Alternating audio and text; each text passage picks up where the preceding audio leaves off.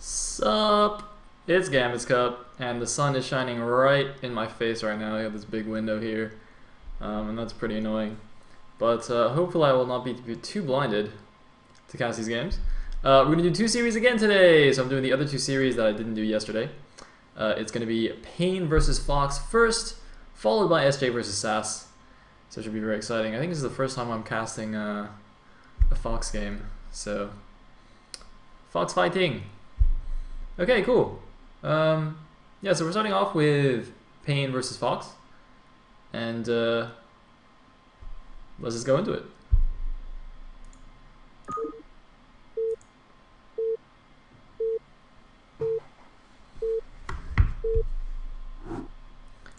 Alright, starting up for Team Fox is going to be Mr. Quirinus as the orange Zerg here at the bottom right. And his opponent at the top left is the blue Protoss, will be Madclaw PaiN, aka Arcneon. Arcneon apparently has decided to change his ID to Madclaw. I always thought Madclaw and Arcneon were actually the same person, but it seems that that wasn't the case. They were actually two different people, but now he's using the Madclaw ID. I don't know, something's happened here, but this is Arcneon. That's what that is. Anyways, oh, it looks like the sun has gone down, or there's a cloud or something. Ah, good old England, give me some clouds to not blind me. Yes. I wonder when the text is green and when it's white. What determines that? Seems to be fairly random. Anyway, we are on Polaris Rhapsody here, in case you didn't know. And yeah, it looks like nothing too crazy going down. He's actually not, and by nothing too crazy, I mean he's not scouting the probe with the probe, so that's actually kind of crazy. I don't know what's up with that. So I guess he's just doing a blind Forge Nexus cannon, or Forge Cannon Nexus, whichever one it is, I can never remember. Yeah, he is just gonna blind Forge. Okay, that's interesting. And you know what? That's probably... Oh my god, he built a gateway. Oh shit, that's not a forge. That's not a forge! Oh my goodness. I blame the sun in my eye. Even though I said the sun went down, I was totally lying. It didn't go down at all. It was totally in my eye. I didn't see what was going on there. Oh, let me actually also move my mic a little bit. It's completely out of position. Alright, there we go. So we got a 12-pool gas here. Now this is usually a 2-hatch mute opening in ZVT. I'm not really sure how I feel about this in ZVP, but I guess we'll see what he does here. And the probe's going to see it, of course, because it's a 2-player map. So this is going to be the good old Gateway First Expand opening. I didn't actually know you could do it on this map. I'm not convinced that this is actually the best thing to do, because this doesn't really look tight anywhere. Like, that's not tight for sure, but that's the same as always. That doesn't seem tight, and that definitely does not seem tight. You're only supposed to do this opening on a map where it's tight everywhere except between the pylon and the gateway. And then the build is fine. But in this case, I'm quite nervous. Especially playing Quirinus, I mean... Oh my goodness, how did that happen? Oh man, that is not the start you want. Jeebus. Wow. Alright. Oh, he's pulling guys off gas. He's getting Ling speed. Is he just gonna Ling all in? This is mighty suspicious. The probe's gonna see it too. I would just build like 5 cannons right now and be like, ha! I will no longer lose the game. On the other hand, as I was saying, this wall seems kind of weird. I don't know. I could be wrong though. I mean, you know, on Fighting Spirit, there's an even bigger gap that is actually tight. So this could actually very well be tight. I have no idea.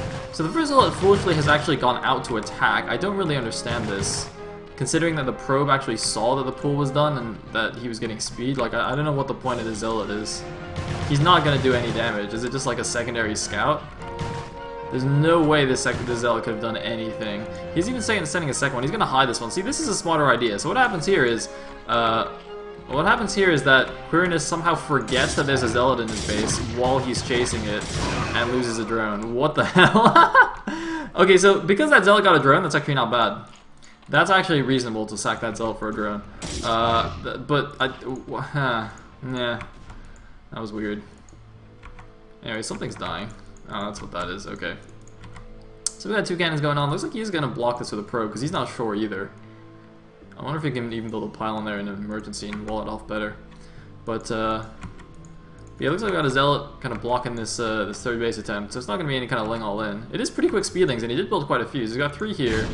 We got like 10 here. Oh god, he's going to let the run light go. Oh no! Why did you do that? Why was the Zealot not on hold position?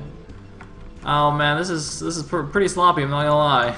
From both players, why that Zealot totally just walked out of the choke. Ah, it's a pain in the butt. Fortunately for Madclaw, it's only 2 Lings, and the Zerg is not Seeky. So he shouldn't die completely. But I don't know why he's chasing with 4 probes either. That's a little bit unnecessary. And if the Zerg is confident, he's not going to let you catch him. Right. So, yeah, okay. Alright, fine, good. Yeah, that's the difference between Seeky and everyone else, I guess. Right. Oh, he microed that Ling. See, it would have been way more useful if he microed the other Lings in, you know, the Protoss' main, but that's cool. As long as he's doing some Ling micro somewhere, I guess it's not terrible. And looks like doing the good old drone stacking, but gonna lose one anyway.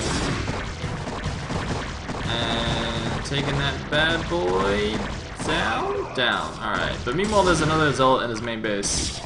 It's killing drones. Oh man, this is so painful. Every time he does this stack to a single patch, it's just ridiculously painful. Is he gonna lose one? Oh, good control there. But you lose so much mining time doing like the stack everything. It's much better just to pull individual drones away as they're getting attacked and wait for your Zerglings. So you do have +1 on the way already, as well as a couple more gateways. Oh man, everything's been going as normal here in the base. Just macroing up as normal despite doing all that fancy micro. Sounds like Clearness is in a pretty rough spot right now. He's actually decided to go for 4-hatch Hydra or something. Maybe he just doesn't know what the build is anymore because he's been so messed up by the Zealots. Because he's only got 2 guys on gas, and that's his only gas as well. So yeah, so he's going 4-hatch Hydra. Should probably put another dude on there. It's going to be problematic. He's not going to be able to get Hydra upgrades or anything. It's bad. It's not as bad as, you know, if he was trying to go meter or something. I mean, 4-hatch Hydra doesn't take an excessive amount of gas, and you can just kind of fix it by making more drones and playing defensively, but it's still not very good. No archives just yet, because the second gas is actually quite late. It's only finishing on like 48 supply. It's a pretty late second gas. Why I can't afford that archive so early. It's also made that second Corsair. See any speed? Yep, indeed. And looks like roughly as the +1's at halfway, that's when you're supposed to get speed if you want them to finish at the same time. It's not overly important unless you're doing some kind of, you know, timing attack, which he could very well be doing actually. It's definitely looking like it. He's moving out. He's moving out quite early though. His upgrades aren't going to be done. Even when he gets to the Zerg base, they still won't be done. So so that's slightly concerning. It's a bit of a waste of the dudes. Looks like we got 3 guys now finally. And meanwhile, Mr. Madclaw is going to take the mineral only as well. Fantastic. Curiously, no cannon here in the main. That seems a little bit skimpy. Although I guess his Corsair did scout that there's no lair. Actually, yeah. So I guess that's completely reasonable then, because his Corsair saw everything. So it was like, well, there's no lair. There's obviously no Scourge or Mutas coming in. I guess I'll just not make that cannon. It's actually pretty good. I like it. I like it. And I like this attack. That's actually going to do a lot of damage because there's no effective SimCity and there's no units either. Now these Lings, Speedlings actually went to go deny this base, and instead they've actually gone back. I think they should have just gone all out and denied that.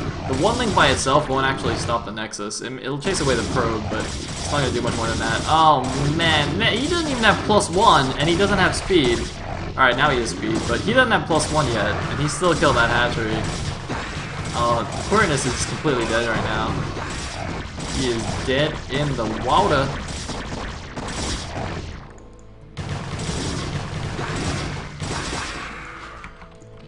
So the speed lots, now they have +1. They're running in here. The Hydras don't even know what's going on. They're just running into the Zealots, trying to headbutt them. Hydras should get a melee attack.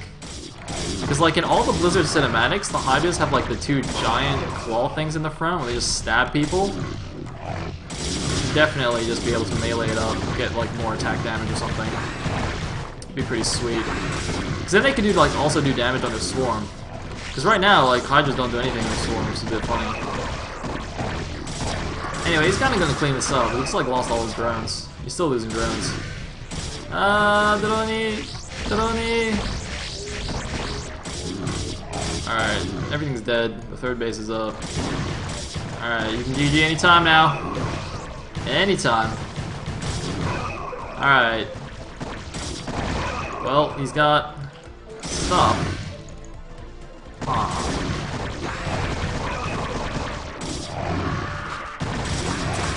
Doop-a-doop-doo. GG! There we go. And Mad Claw takes game number 1. Fantastic. Excellent.